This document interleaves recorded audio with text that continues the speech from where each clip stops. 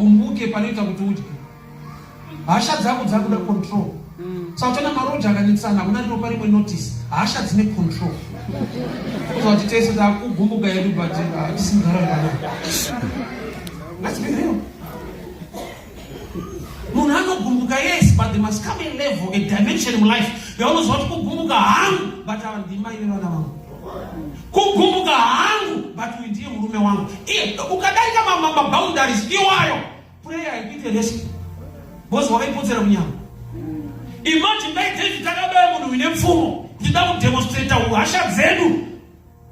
Mwari vakutitevera unokunda but ndichienda nekupi kwauraya direction nepoor character. Hasha nyangwe dziriko pane paunofanirwa kuziva. Tinogumbuka hangu. Ati kuzopinda president inini manje. Ndotuka chemumoyo. Uninyanza unoziva kuti idzi dzikangobuda chandoswera ndatakurwa. Wagumbuka watsama unosiya gap yekuti ava vakuru. Yes. Unoziva kuti baba vakatadza chisingachiite ndechekuti ndi baba. And vano deserve respect vakatadza kudaro. Chauri respecta imposition kwete character nezvaitwa. That because vanhu vakomplaina kuti kuchecha kuchendeke kana usina mari nenhau iyoyo yekuti yemasidi nechi. What's your take on that? Right. Gospel rachona is commercialized too much. Kune vaenda kuma extremes, but the truth of the matter is issue yemari kubva panguva yaJesu svika nhasi. The gospel is for free. The means to bring out the gospel rekuti svitsa nekuriendesa rinoinvolva mari. Although vamwe vaenda kuma extreme like zvekunzi kwada kuti Mwari akuitire zvakati, isa mari yakati, kwada kuti Mwari akuitire zvakati, kana kuti kana uchida kundiona bhadhara mari yakati. To me, maybe ndiri muvhangeri and understand vamwe wangu wamaprophets nechishe. To me, I can talk to anyone. Ndakadanirwa vanhu kai. Saka munhu akabhadhara kuona inini Mwari wacho ndomuona mahara. Mumwe munhu ndomuchaja. It's not fair. Aiwa ngadzipombere. Mwari wacho ndamunomuona mahara. Totomuona pachaja. Ndamuchaja. Zvandakaitirwa for free. No, let him appreciate than to be charged. Maybe that way. This is really powerful. Yes. I think you have really summed it up. Kuti munhu ngaappreciate ega. Yes. Because ina ndozviwisiso zvekuti kuti uone munhu then obhadhara mari 300. Mweya muchena ana receipt book. Ma receipt book ndeye vanhu. Mweya muchena ana receipt book. Kuti mweya muchena atada 400, atada 5. Asi mweya ndine ndichida. Ndikaisa mweya ndouti uchkezvo. Vanhu ya munhu wese muupenyu ane chamwari chiri mari chekuti ukava nemeso mweya unogona kuchiona. Zvafana nevabereki vedu. Kana Bhaibheri chitikudza baba namai vako mazuva ekuramba anowedzerwa panyika, kalenda rako riri murespect and honor yemaparents. Blessing iyoyo iri muoffice, iri muparental office haiwanikwe kuchechi. Hakuna kumwe kwainowanikwa. Zvakuti munhu akada kutokuroya munhu achakudza kuti mubereki wako asi right. Chiyana nevabereki vako. Nyaya yekuti ndeyekuti kana vakatonzi vanoroya, kana Bhaibheri chingoti kudza baba namai vako harina kuisa koma roti kana ari muroyi imbosiya, kana achidhakwa imbomira. Office yekungova parent haisi office yecharacter, ioffice yekuti akaita give birth to you chete. So that reason yekuti akakubereka, character does not matter. Akakubereka yeye ukamutengera sugar ari muroyi, you can still carry the blessing. Why? Nekudoka kuti ari muoffice yake as a parent. Pakati tiri kuti zvoni last week makataura ndezvevasikana vanoenda kumabhawa. Ko varume vari kuwanza zvekubleacha izvo munoti chiuno nazvo. Kumasaloni tinenge tinavo vachigadzirwa musoro, vachigadzirwa nzara. Munoti chine varume vari kudaro. Tata nezvasikana vanoenda kubhawa, mukati musikana vanoenda kubhawa ibhinya. Ko varume vari kupinda mumasaloni vari kugadzirwa nzara, vari kugadzirwa tsiye, vari kugadzirwa vhudzi, vari kutotenga mafuta eganda, vari kutsvuka, vari kubleacha. varume rezveshuwa. Because time yekuti uwane already zviri kuitirwei, because there must be a reason behind. Ini ndobleacha ndidi, ndogadzirwa nzara, ndogadzirwa tsiye kuti ndiite sei. Because vakadzi vane reason maybe iri better kuti ndionekwe nevarume. Kana murume ada kuonekwa futi nevakadzi. Mindset yemunhu iyoyo itori. Ukatoona murume anobleacha usamutsure, haatsurike. Kwatori kwacha kuchaita. Murume unotsura chichina. Boza hafanira kuita achitomboita ka. mwana akaba shuga ndotsura patisano ukaba shuga ndokutsura wato kuma extreme because wega waifana kuzviudza kuti njaba oshuga saona murume kana akutobleacha hatsurwe beyond because ega naturally dai murume ane pfungwa dzakakwana hazviite because vakadzi vane zvikonzero kazvavanogona kutsudza ndiri kubleacha ndionekero ndiri kudaisa utsie ndionekero maneus ko iwewe udaita maneus unoshanda kupi because mashandiro edu ndiye kubata kazhinji sa uda kunaka uchinakira hani kupi because handsome murume omwe iye aipi warutsvaga handsome ipoketi bakana nemari yako chakabata aiwa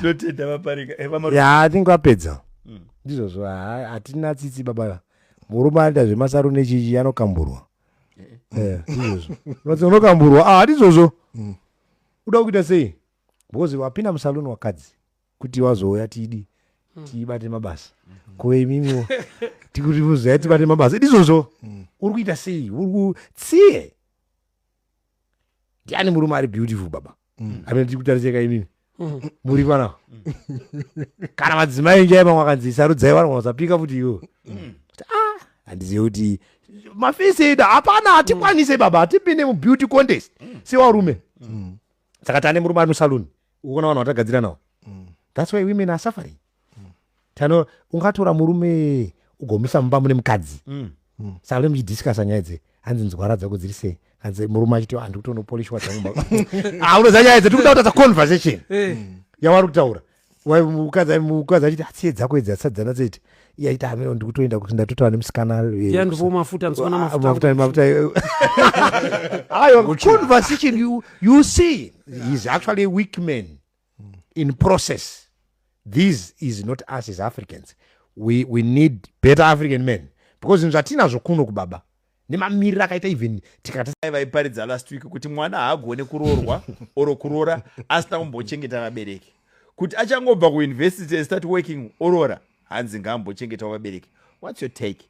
Because mubereki anenge achigwadza kuti ndakadzidzisa mwana ndakatadza kutenga sofa nekuda kwako yonchekeza university takamborara nemavheji tichikuendesaiwo kuuniversity saka usamhanyire kuroorwa imboita timbolazawo thaza todawo semwana wedu matutema kuti ndakakudzidzisa samaida kuti adzidziswe nani haisi chirere hakuna baba anofana kubosta ndaikutengera chingwe wakabereka mwana wotengera vana grosari wozoripopotera kuti waidya chingwa changu vamparinga do it as a right out of love kuvana vako chirere chigogorerawo aiwa iyo iriko zvayo but haungazomupa time frame yekuti chimbomira kuroora ntange ndadya time frame yekuti aite zvinhu zvake iye even aroora anofanira kungofunga nekurangarira although zvinenge zvakutiomene kuti aroora munhu but munhu akaitora kunge papupiti yechechi mwana wakachi because rudo hapana chiinvestment zvava kuti mwana wangu uyu anodhura kuroora because ane degree sa maida tirore dofo iri kuti muchipisi ko kuenda kuchikoro kwaakaita haisi kodzero yenyu here sembereki kuendesa mwana wenyu kuchikoro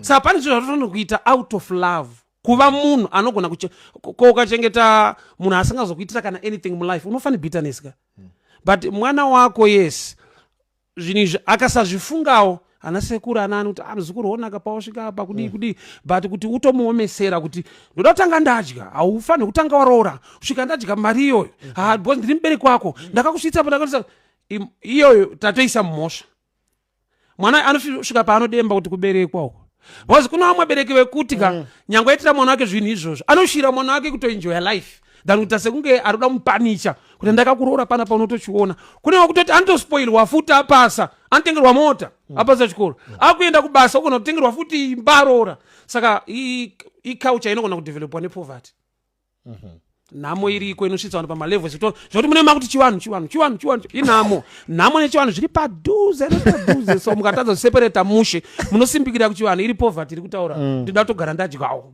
ini ndine mwana mumba shuwa vana vangu vandiropa chingwa izvozvizvi ndogara nchiti mwana chingwa chacha achazviona ungadya chingwa changu unotoiona nyaya yacho unonyepa iwe munhu achakuroora achazviona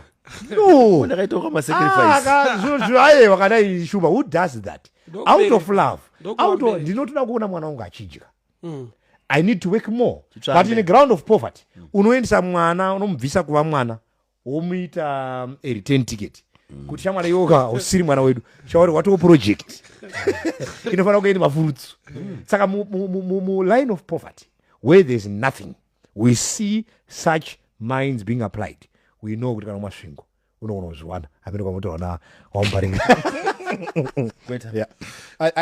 ini ndoda kutangira pakuti I think patoita dambudziko pakuti mwana usatange waroora because takakuendesa kuchikoro. Haistori dambudziko rekuda kutochengetwa, idambudziko remakudziro atiri kutoita mwana watiri kuudza.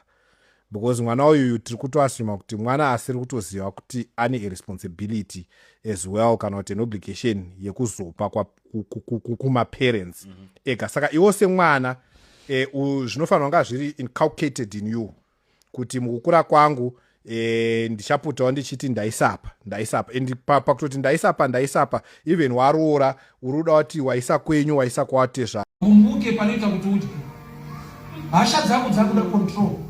Saka tona maroja akanetsana kuna ndiro parimwe notice hasha dzine control kuza kuti tese takugumbuka yedu but tisimugara pano.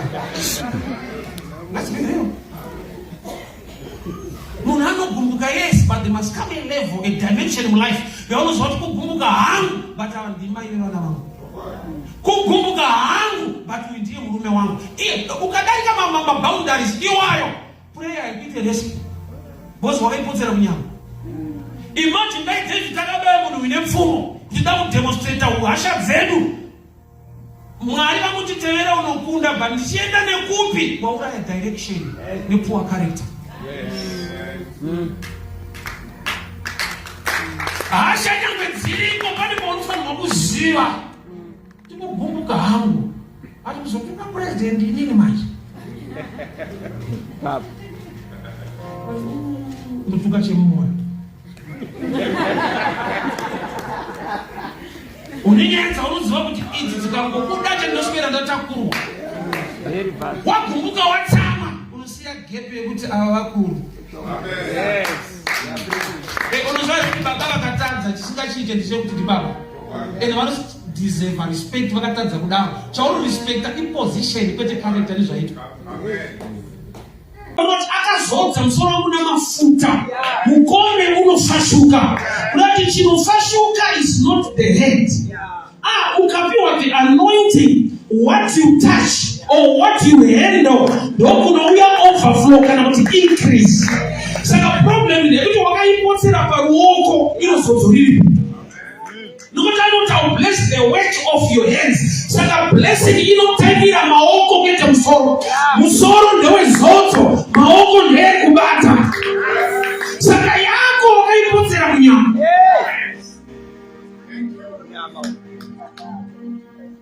Basa mwari vachaita zvinhu kuti mwari vanoshamisa neunoshamisa hausi kuita zvaunofanira kunge uchiita. Unoti wakapindwa iflesh kana uri wemweya uchingoita zvemweya nokuti kune nyaya dzekuti ropafadzo yako inobva kuna mwari mweya but inotambira basa rinobatwa nemaoko enyama. Saka yako ukaipotsera munyama. Apedi kune mweya yechina ndosaka dzekurorwa dzichinetsa mweya yechina handisi kuramba but hauna uchina here wakaipotsera munyama. Ndakati ndiri dangerous muupenyu rudo nekuda kwatinoita rudo rwakaoma ruvengo munhu anokuenga we can prepare all defensive anokuda anokukuvadza wakadzikamba. Rudo ruri very dangerous. Ndakati wafana wangu apa ndikati generation yedu muri pataiti wozoka ngomuda musikana kwamuti I love you akangoti I love you too wane chikwereti watone mari yake watone manews watone ndisiye ari generation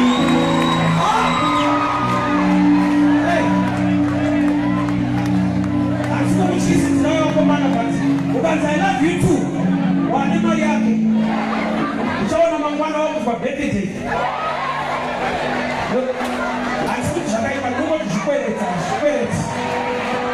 ungonzi I love you too watoka mawanda rudo rwakaoma izvo zvikaedzekeka uinako wakabiwa eka akabuda akuda manews.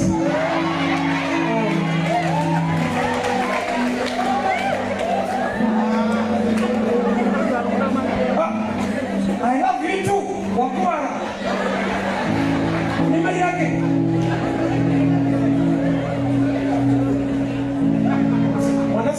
wako mule washandao hii wanakuwa fana dai mwana kwanza nyasha mwanasa na wao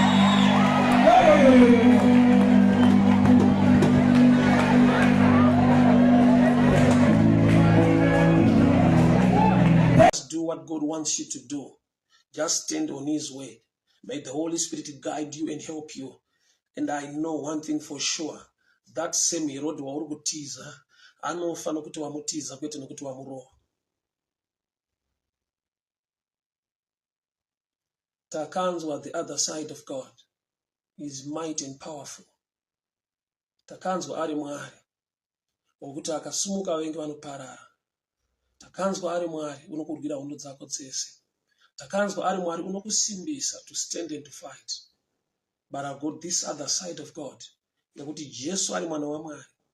Mwari vanopa instruction kuna Joseph.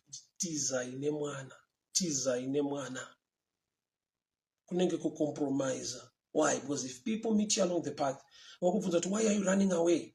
Oti Mwari vanditi nditize. People will doubt your God. There are times yekuti Mwari vanokupa personal instruction. Isiri popular. Isiri mwana. Sometimes people will judge you. Why are you compromising? Why are you going so low? Uriwe une right or power to handle this matter. Father, we thank you. Father, we thank you. You are God, faithful God, everlasting Father, ancient of days, Holy One, the God of Israel. Take all the glory. Take all the praise. Take all the honor. In Jesus' mighty name I pray. Out of the boat. Ndakunamata ndichisa declaration muupenyu hwako. Pane pamwe paunonzwa kuti I must do this. But the starting point kutanga chinhu kunonetsa. Chinhu chese chaunoona chichiitwa nevanhu ukavabvunza how they start. Vakatanga sei. It was not easy. I remember when I started ministering kuma streets. The first day that I ended up a rank kundoparidza, ndakamira parank for almost 30 minutes without saying any word. Ndichidebata mu mind mangu mumoyo mangu kuti ndadanoona Mwari ere zvinoita ere vanhu vanonditera. I had so many questions in me. Kureva kuti to start kutanga, it's not easy. So I pray for that dimension of little faith. Kutenda ngakungobata nyange kukava kushoma but ngakukusunde kubuda mumabhoti. Potera ndikutaura nezvaro izvezvi. Ibhoti retradition, ibhoti recommunity, ibhoti remafungiro ako. Vanotaura mutauro wechirungu vanoti thinking outside the box. Which means kune a normal way to think, kune ma-systems are normal anoitwa nevanhu. But there are times you need to think outside the box. To believe in yourself.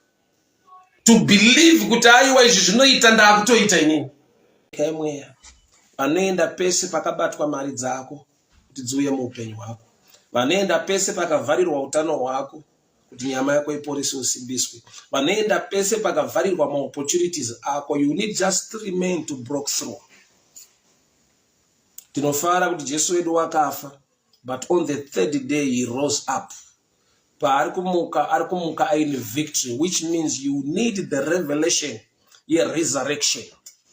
Pese pakavharirwa mari yako, wakaipa unoziva kuti ndichakutendera kuita zvimwe zvese nekuwana zvimwe zvese izvi.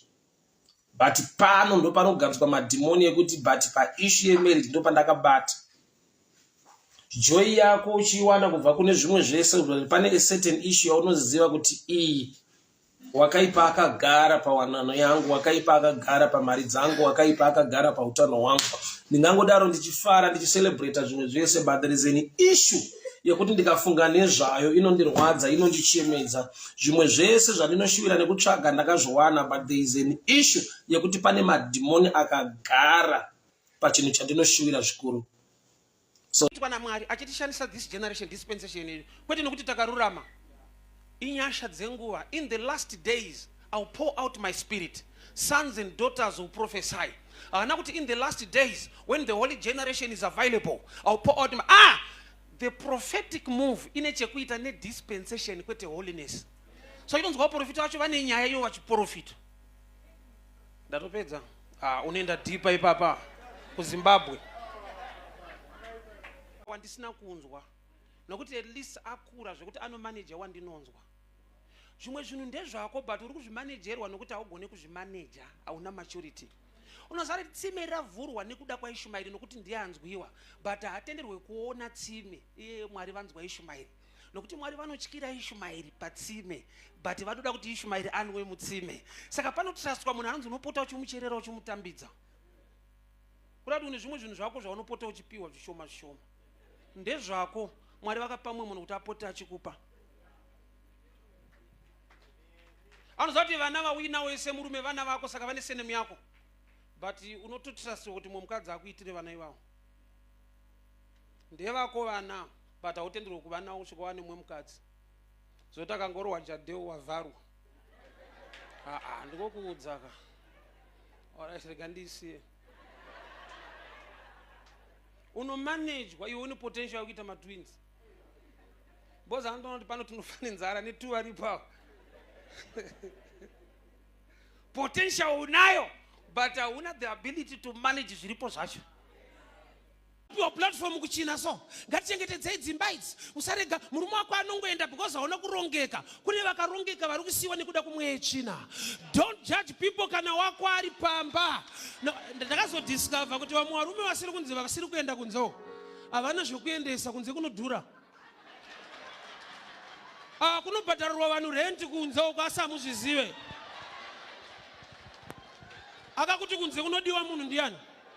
Hakudiwe munhu, kunodiwa zvikwanisiro zvine munhu. Asikana ngatinamatirei dzimba idzi. Vamwe mainhingi murume wakaenda. Isu ngati wedu aripo. My husband munhu anozvibata. Akatobatwawo nesituation. Kunze uko kunodhura. Handizive varume vandiri kutsika manje ava. Emazuva ano vanoti bho here varume, bho here akumana. Inetseka kuti sei munhu akasachengeta mwana wake anonyenswa kumaintenance. Indaisi kuziva kuti zvaifanira kuita easy kuti munhu ade mwana wake. But zvatinofunga kuti zviri easy, zviri common hazvisi. Kune mweya inorwisa munhu. Nokuti wake waakabereka achengeta. Nyika pakutosvika kugara pasi kuti ngatisungei ana baba vasiri kuchengeta vana. Unoziva dai kusina NASA, vamwe vabereki dai vakafa nokuti vakabereka vana vasingazivi kuti vakaberekwa. Vabereki vakutopona nemari yekunasa iva nevana. Nyika yakagara pasi kana tikasaisa NASA vamwe vana marombe mwegara anofa. Raiti zvinofanirwa kureruka kuti munhu achengete mubereki wake. Hazvina kuita sekudaro panyika, pane mweya inorwa nevanhu. Kana uri mubereki une vana vanokuchengeta, ipambiri kuizvi Mwari wakuwanira nyasha. Nokuti hazvisi easy kuti ungonzi une vana kune vana vazhinji vanotowana but ukaona mubereki wako unonzwa tsitsi. Kune mweya inorwa nemhuri. Ukaona mhuri yako yakangona paso muchinamata Mwari, ipambiri kuizvi naMwari. Kudza Mwari ugare kuna vanotenda. Nokuti hazvisi nyore. So ukaziva kuti ndimwari kuva nemwana chaiye muruoko handi chinhu chiri nyore. Kwauri zvakajairika nokuti une vakawanda. Hauzive pain inofamba nevanhu vanenge vachitsvaka mhuri. So kana mhuri ukaitarisa iripo inyangwe mukushaya, but nyaya yekuti vana unavo zvinokudzwa Mwari izvozvo. Vanhu vakamirira kuti vatange vaona zvihombe muupenyu kuti vazaone nguva yekutenda Mwari. Zvazviri izvezvi munoziva kuti nzara chaiyo kunzwa nzara iropa sake. Reganitsanangure. Ukanyanyorwara unotomanikidzwa kudya. Kurani unosvika stage yekuti hauchanzwa nzara. Kutone mapiritsi anonzi maappetizer anokoka nzara. Ukatoona uchitoinzwa so ititi Mwari makanaka ndiri kuinzwa. Nokuti kune mapiritsi ekusainzwa. Every level stage yauri inoda kuti ugone kushumira Mwari wakasununguka. Mumbuke panoita kuti udye. Hasha dzako dzakuda control. saka tona maroja akanetsana kuna ndiro parimwe notice hasha dzine control kuza kuti tese takugumbuka yedu but tisingarana. Let's be real. Munhu anogumbuka yes, but there must come a level, a dimension in life yaunozwa kuti kugumbuka hangu but awa ndima ine vana vangu, kugumbuka hangu but uyu ndiye murume wangu. Ukadarika maboundaries iwayo prayer haikuite rescue because wakaipotsera munyama. Imagine dai David akabaya munhu uine pfumo kuti da kudemonstrata uhasha dzedu, Mwari vakutitevera unokunda but ndichienda nekupi kwauraya direction nepoor character. Hasha nyangwe dziriko pane paunofanirwa kuziva tikugumbuka hangu ati kuzopinda president inini manje ndotuka chemumwoyo unenyenza unoziva kuti idzi dzikangobuda chendoswera ndatakurwa wagumbuka watsama unosiya gepe yekuti ava vakuru. Unozva kuti baba vakatadza chisingachiite ndechekuti ndi baba and vanodeserve respect vakatadza kudaro. Chauri respecta iposition kwete character nezvaitwa.